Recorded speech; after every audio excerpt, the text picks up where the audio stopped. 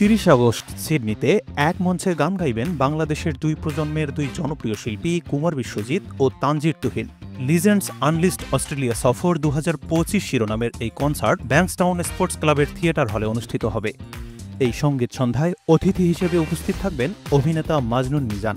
আমি তানজির তুহিন আসছি সিডনিতে দ্য থিয়েটার ব্যাংকস্টাউন স্পোর্টস ক্লাবে আগামী ৩০শে আগস্ট।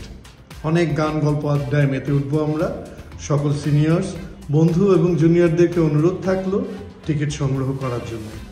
এই আয়োজনের media partner NTV Australia. Australia bureau chief Rashed Shrabon জানিয়েছে, গামা কলেজের আয়োজনে এই বিশেষ কনসার্ট অনুষ্ঠিত হতে যাচ্ছে।